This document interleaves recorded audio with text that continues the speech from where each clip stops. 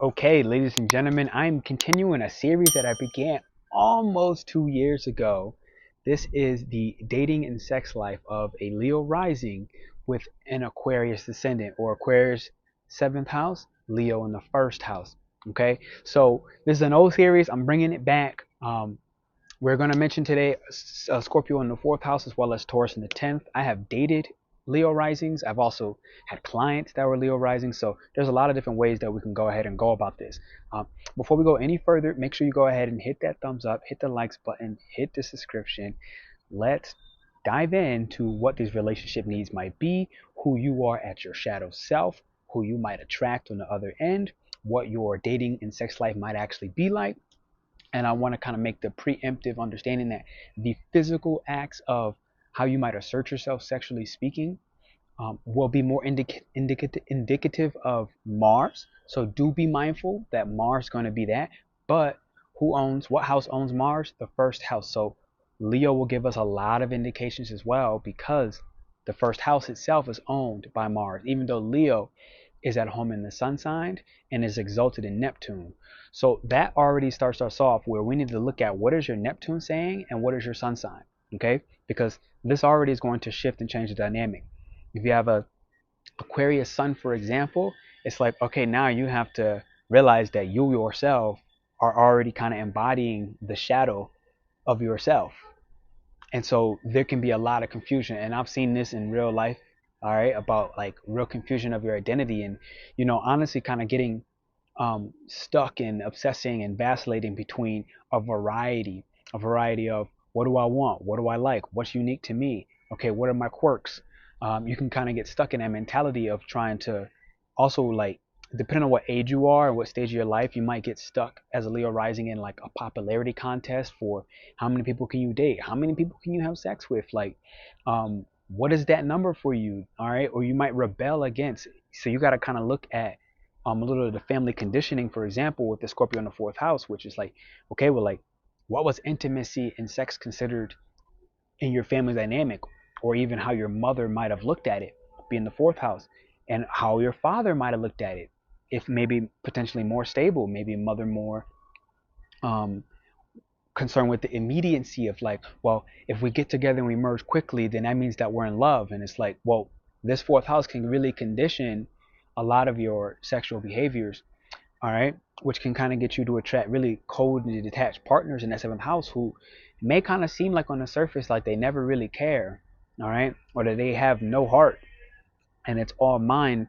But I really feel like when you find that aligned partner on the seventh house of Aquarius, not only will you find somebody that has heart and is very sympathetic, but they're going to be actually very sensitive to your needs, even to the point of potential codependency. Because whether people realize it or not, Aquarius is actually a very codependent energy by default, until it learns how to recognize that dependency it has on others is more because they see so far ahead in the relationship of what might hurt you, what you might feel, what risk you might want to take, that they can kind of put themselves in a really stuck and icky position where their desires are really not so pure. So it depends on what degree your Aquarius is at. For example, like if you were to add in like the gene keys of human design perspective, for example, it's like I have an Aquarius gate 19, but I also have an Aquarius gate 30, right? And those are two different types of Aquariuses, even though it might still be in the same house, which is where you're focusing on, aka the seventh house. So there's a lot of things to kind of break down and digest here. All right. Now, when I look at you as a rising sign, you as a Leo yourself, you're essentially rising into your confidence. You're rising into the body that is bold, also self-sustaining, and really takes its own um, authority and makes sure that it's coming from an internal locus of control. So you really want to watch and be mindful of, how do you do that? And you get a little too idealistic of what that means for you. Or you're also just operating in that square fashion of whatever your Scorpio might be, whatever planet you might have Scorpio, planets, houses, whatever, and how that might be having a contrast energy or squaring off with, okay, well, what part of this is just too much of an egoic response where you fall into these dramatic narratives of um, my partner always cheats, my partner is always focused on money and working, My partner is just too far detached and cold. My partner is blah, blah, blah, blah, blah. Those two fixed energies can really get stuck in always and you never do this or you always do this. And so this really is when you get deeper into the dating past um the lights and shining cameras of, that romantic butterfly stage where you're feeling like, ooh, I got a new boyfriend, girlfriend, like I'm in love. And when that finally leaves, there might you might clear up the fog that comes from that Neptunian aspect, depending on what your Neptune is, and that really just matters. Like, I mean, you got to apply zodiac signs to see like what that really feels like. All right, but um, essentially, you really want to be mindful of this for my Leo risings and for my Aquarius 7th houses. Okay, understanding that like your life system, your public image, your career, and what you also kind of are working towards as you walk up that mountain is Taurus in the 10th house, right? Which is really looking for a stable career, something where, you step by step planned out where you're going, how you're going, how you're going to get there. And your seventh house partner is somebody that you want that can help you think forward in the future, that can really help you get there, because a Leo rising is theoretically looking to kind of take more immediate risk, like take a risk today and take a risk on love, and willing to um, I believe you have Aries in the ninth house, like take a brand new adventure abroad and follow somebody in love, and just, not really take in the facts, which is really a part of your shadow self as the seventh house in Aquarius. It's like, well, Aquarius is going to use his high conscious mind. It's going to take in the facts. It's going to see the signs, it's going to see the red flags. Now, whether it still falls into those, to its own codependency habits, or to the trauma of like, trauma bonding, and let's say fourth house Aquarius, and really retreating into their intimacy because it makes them feel safe, or because that's what their parents did. These are things you want to kind of watch for, because again, they really do impact your dating and your sex life, right? It's like your shadow behavior as Aquarius would naturally see this ahead of time, and you have the decision to make of how you want to go ahead and handle that, right?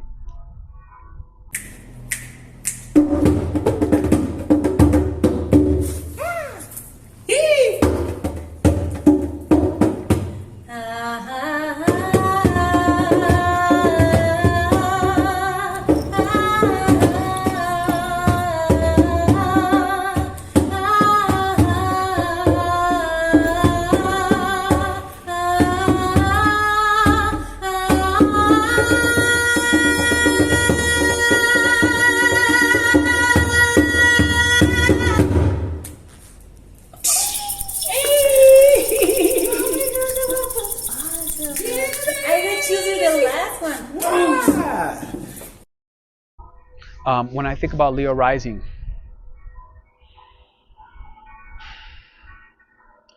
when you look at your dating sex life, you got to be careful, okay, not to be too neurotic and obsessed about money. All right, this is a big one, because naturally you have Virgo in your second house. Sometimes I've seen Leo in the second house for this, first house, second house, Leo. But you naturally in whole sign you would have Leo in the second, and could just really think and be too focused on money, and that could really ruin the fun and the spontaneity that you might go through in your dating life, because theoretically you would have Sagittarius in your fifth house, which really is a sign that's generated by joy, is generated by enthusiasm, is generated by the adventure and just having fun, and it wants to kind of go out there and get it. So when you use your dating life and you look at the money you have, the resources you have, and you're analyzing this data, you don't want to analyze that to become neurotic and too tight and stuck with your money. You want to realize that that mutable energy of Virgo is saying, look, there are these everyday purchases, and like this is you going out to the local market and picking up some food, right? Literally a Virgo thing. Like, go to the local market. This is something you might enjoy with your partner or your significant other. All right.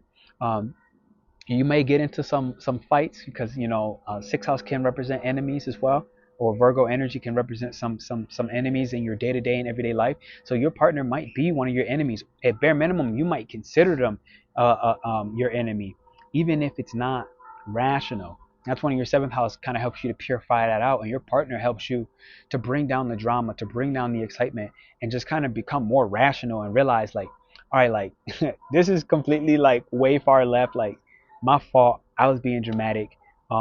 Depending on what stage of your life you're in, you may be the one thinking that other people are dramatic and overly, dramatic and not stable and kind of just all over the place. But you might really later realize that when you actually take the time to retreat and actually take the time to meditate and actually take the time to nurture and rejuvenate your emotions and, bring in fresh, clean, clear emotions, that Scorpio fourth house again, you might really realize like which part of this emotional turmoil was just really kind of coming from how your mom might respond, okay, or how somebody might respond to crisis, because Scorpio is really a crisis related sign. How somebody might respond to crisis in your family's conditioning, even if it skipped your mom, maybe it was your grandma and a grandma's grandma, right? um so these are some things that I'm thinking about. Let me take a very transformative upbringing in childhood. If I'm going to date a Leo rising, for example, I want to talk to their parents. I want to meet their parents. I want my partner to tell me about their parents. Um, what are the quirks? Because this is going to help me better understand that person and what are their irrational fears, as well as just like what are their like generational fears around investments, around debt, all right? Or how they get themselves into debt, how they get themselves out of debt, how do they handle the emotions that come with being in debt, okay? Or being in a merged relationship where you share a home, you share a house, because this person might honestly get into they might really be getting into fights in the home and want to have battles where they shout out. But outside the home, in the public image, people might actually really just see this as a really stable person who, kind of has all their stuff together with that Taurus in the 10th house. But it's like, well, is that the truth? All right. And that's a question for me. Like, is that the truth? Or is this person being dramatic, but also not while being dramatic, also kind of withholding and not really speaking about what's really bothering them? All right. And so, you're going to need, in personal opinion, a stable partner who you can kind of talk about with the things that maybe in youth you weren't able to talk about because you were afraid of how the next person might respond, and you kind of try to jump ahead of time. And again, this is something to me that really impacts your sex life. It really impacts your dating life, right? But what you'll love with your partner and your loving romance, somebody who could travel with you, somebody who's willing to take a flight, get on a plane, go to another country. Somebody's also willing to do it on the spontaneous spur, who's just like, boom, I'm ready to do it right now. And I know when I was dating a Leo rising, this is definitely our lifestyle. Like, it just was what it was. The key thing that I had to really come back to is that my South Node was Sagittarius. My South Node was the ninth house. And so I'm not really here to be so spontaneous, and I'm here to kind of schedule these things out in this lifetime and really kind of play a little bit more by logic. So the irony was, like, if I look at this time when I was dating Leo rising, I actually thought that I was in a lot of ways way more emotional than my partner, and just was like emotionless entirely. But life was trying to show me that, like, no, Pernell, like, actually I was the stable Aquarius partner. As I got deeper into human design and started realizing, like, my moon is in Aquarius, right?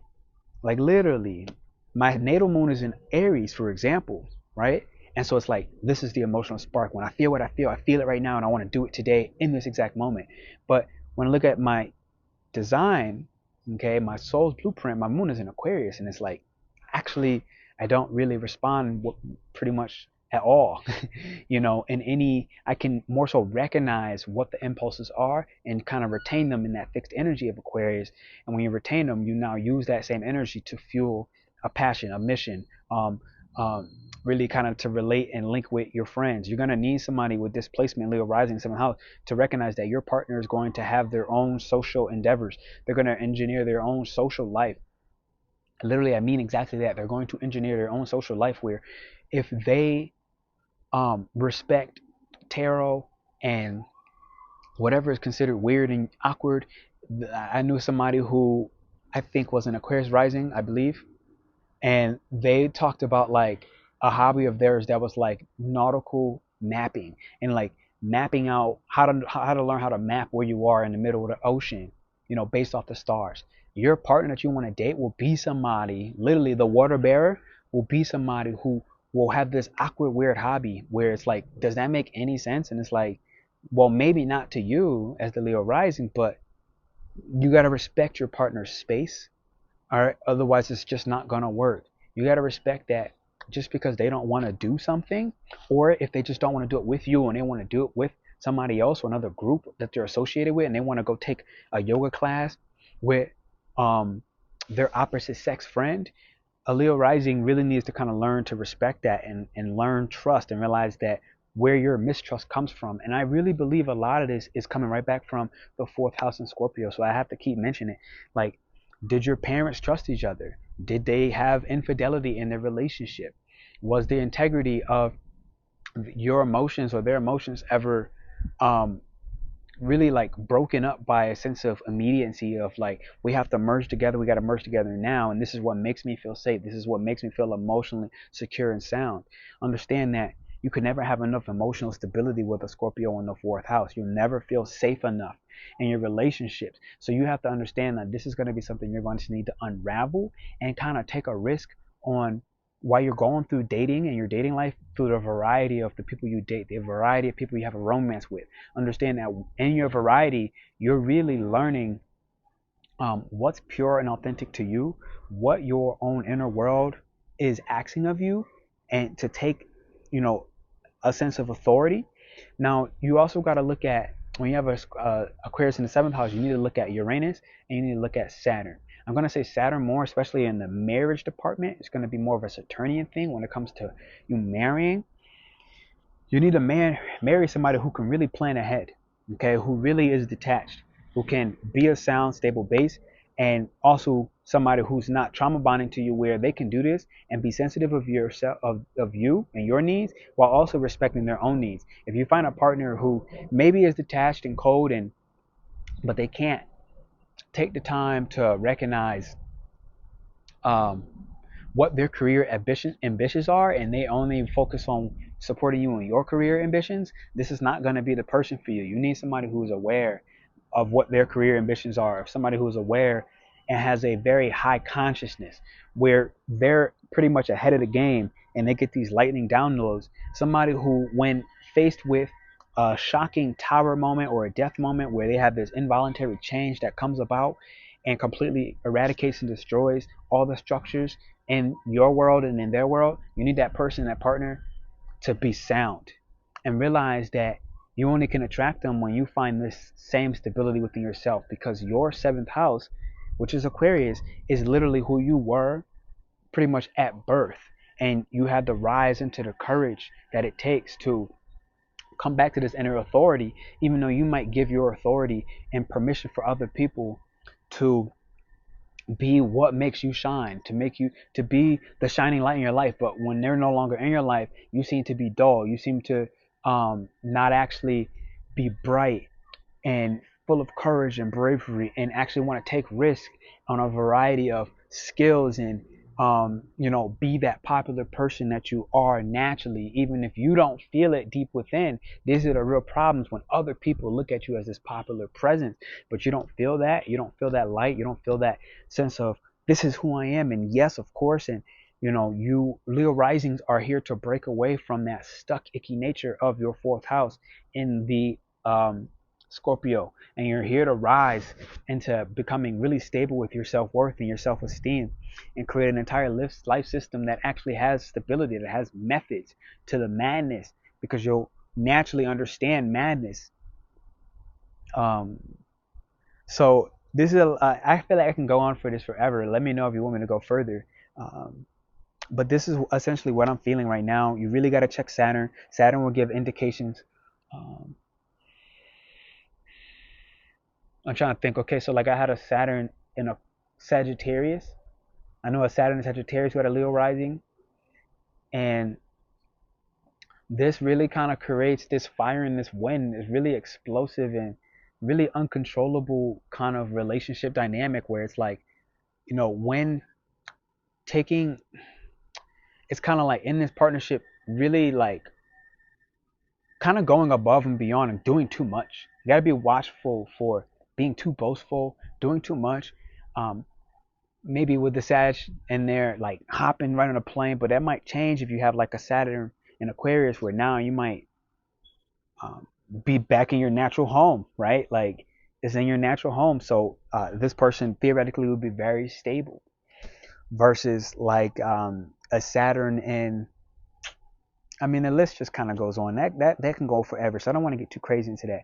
That's something that, like, if you're interested, book a reading with me, and case by case, we'll go into it, because it just gets confusing at that point, to be honest. There's too many situations, too many degrees.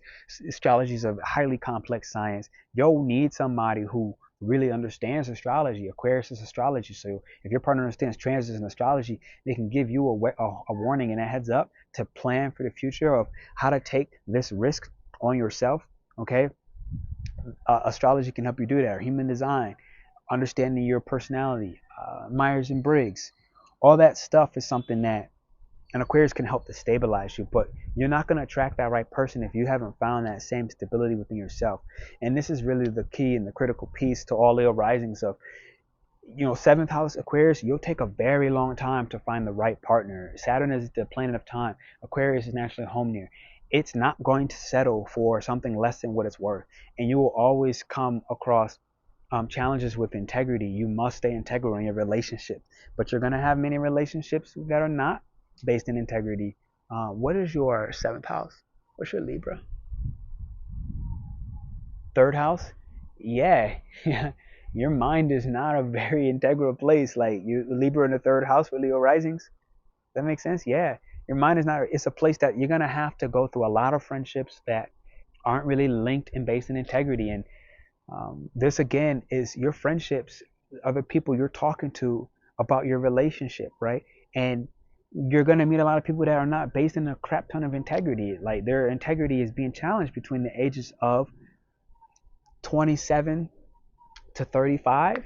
You're meeting people in those ages where it's like your friends are really superficial. They're not about you. They don't really care. Okay, they're caring about their own social success and how they climb the ladder during this phase. So you got to be careful. I would say like you don't really want to talk too much to your friendships about your relationships. If I were you, I would more so talk to, I don't know. I don't know who you talk to. That's gonna be. I'm getting too deep into it. So ultimately, I feel like this is where I'm at with it. Check your sun sign. Obviously, your sun sign will really give great indications of what courage you need to require. What are you developing? The sun could be consciousness, but also what you're consciously required and being asked to develop. So, for a Leo rising, you got to know where is your sun sign. I know a Leo rising that had a Virgo sun, for example, and they need to understand that like consciously they're developing um, with the Virgo, let's say second house in Virgo, in matters of money and kind of fault finding in their ego where they overly obsessed about money, which again, once again, this plays into what risk they might take with money, whether they're big and bold and going out there, whether they need to take risks and they're deciding they don't because they're just analyzing too much. Your partner is somebody you want to meet, the right stable person, but you can't do that until you stabilize within yourself. So this is my approach on the dating and sex life of a Leo rising and Aquarius in the seventh house, okay, or Aquarius Descendant, other known as a Leo in the first house. Again, you really got to see with Mars placement to understand the physical assertion and vitality of your sexual relationships. And Venus is obviously always an indicator of what you're going to value. Okay, it's the measurement, it's the yardstick that measures your relationship. So that has nothing to do with Leo or Aquarius, unless you get into Vedic and you start looking at whether you're born at day or night. Who's malefic? If Saturn is malefic, I believe Saturn is malefic if you were born at night, and Mars is your malefic if you were born in the day. Don't quote me. I do believe that's so true. So again, if you're born at nighttime, it might be very different than somebody born at day, where when you look at your Saturn, you're gonna understand this planet has malefic intentions, and you might once getting married, you might actually start the problems where your relationship had no problems prior, but you get married, seem like all these problems come up. If you were born at night, I believe that's the malefic planet, and your benefic planet would be Jupiter.